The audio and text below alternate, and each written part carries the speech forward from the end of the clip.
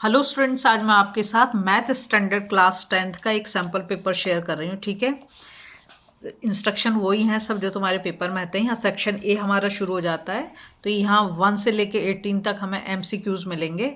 बहुत ही ध्यान से एक एक क्वेश्चन को देखो, करो, और इसे करने के बाद आप अपने आंसर भेजो। मैं आपको चेक करके बताऊँगी सही है कि गलत है। ठीक है, और आंसर की भी अपलोड कर दूँगी जब आंसर आने के बाद आपके इसके बाद। ठीक है, पहले मैं चाहती हूँ कि आप खुद से ट्राई करो। तो इस पेज पर आपको 8 क्वेश्चंस मिल गए। ठीक है, अब हम नेक्स्ट पेज पर जाएंगे। तो नेक्स्ट पेज पर हमारा ये रहा क्वेश्चन नंबर 9, 10। यहाँ पर जो आपको पूरा 19 तक के इस वाली रो में मिलेंगे, इस वाली रो में। ठीक है, तो हर एक क्वेश्चन को बहुत ध्यान से पढ़ो, समझो, उसके बाद करो। जल्दबाजी बिल्कुल भी मत करना, आराम आराम से हर एक क्वेश्चन को पढ़ लो आप। ठीक है, 18 तक आने के बाद उसके बाद जो हमें मिलेंगे असर्शन और रीजन वाले 2 क्वेश्चन मिलेंगे। 19 और 20 जो है वो असर्शन और रीजन से रिलेटेड क्वेश्चन है। ठीक है, तो इसको बहुत ध्यान से पढ़ना होता है। इसमें अक्सर बच्चे गड़बड़ कर देते हैं कि पता होते हुए भी उसको गलत लिख के आ जाएंगे। ठीक है, अब हम जाएंगे नेक्स्ट क्वेश्चन नंबर 20 पर। यह भी असर्शन और रीजन वाला क्वेश्चन है। ठीक है, तो बहुत ही आराम से पढ़ो, कोई जल्दबाजी नहीं है, और हर एक क्वेश्चन को करके देखो। जितने ज़्यादा सैम्पल पेपर या क्वेश्चन पेपर स्वाध्याय वाले पेपर को अगर सॉल्व करोगे ना, तो आपको बहुत हेल्प मिलेगी। ठीक है, उसके बाद अब हमारा इसके बाद सेक्शन बी शुरू हो जाता है। सेक्शन बी में 5 क्वेश्चन दे रखे हैं, हर एक क्वेश्चन जो 2 मार्क का है।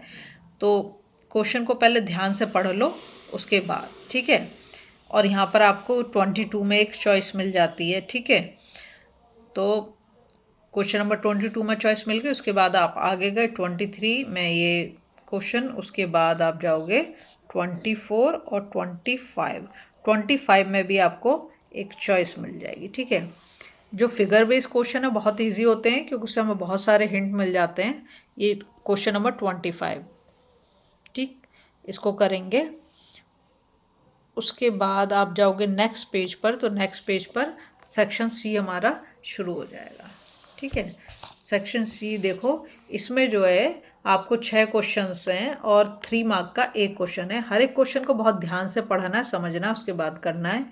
किसी भी चीज़ के लिए जल्दबाजी मत करो। यहाँ पर देखो 28 में को आपको चॉइस मिल जाती है। ठीक है, और ये ट्रिग्नोमेट्री से क्वेश्चन नंबर 30 आपको ना अगर याद नहीं होते हैं ट्रिग्नोमेट्रिक रेशियो या टेबल, तो मेरे चैनल पे जाके देखो, बहुत अच्छी ट्रिक बता रखी है मैंने। बहुत आसानी से कर लोगे आप।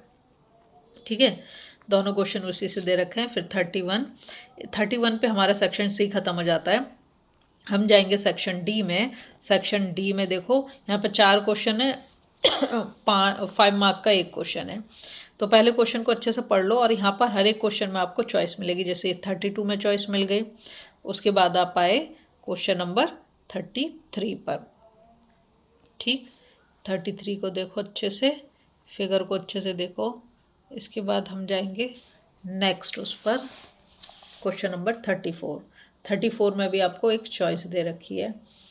ठीक, सैम्पल पेपर करने इसलिए भी ज़रूरी है कि इससे आपकी स्पीड चेक हो जाती है। आपको पता चला कि सारे क्वेश्चन आते हैं, लेकिन आप स्पीड आपकी कम होने के कारण पेपर छूट गया।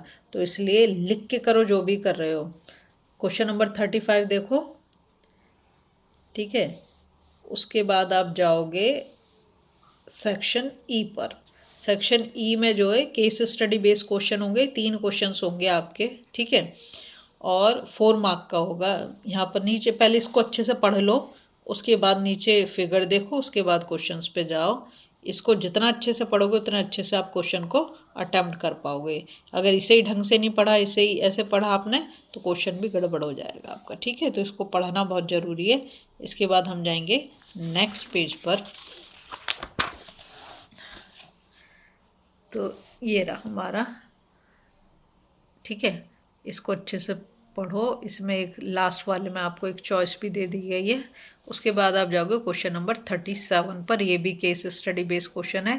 पहले उसको पढ़ लो, उसके बाद फिगर को देखो, और उसके बाद क्वेश्चन पे आप आओ। ठीक है, तो आराम आराम से करो, कोई जल्दबाजी नहीं है। इसको कर लो, इसके बाद हम जाएंगे नेक्स्ट, जो हमारा इस उसका सैम्पल पेपर का लास्ट क्वेश्चन होगा। इस साइड पे चले जाएंगे हम। ठीक है, यहाँ पर देखो, फिर ये केस स्टडी बेस्ड क्वेश्चन है। और ये भी ट्रिग्नोमेट्री से लिया गया है। तो पहले आपको ना बेसिक चीज़ें पता होनी बहुत ज़रूरी है, अगर वो अच्छे से पता है तभी आप क्वेश्चन कर पाओगे, अदरवाइज नहीं कर पाओगे। तो बहुत अच्छी ट्रिक बता रखी है मैंने, ट्रिग्नोमेट्री के सारे बेसिक बता रखे हैं उसमें। ठीक है, अगर आपको वीडियो पसंद आ रही है प्लीज़ लाइक शेयर सब्सक्राइब कर दें, फॉलो ज़रूर कर दें।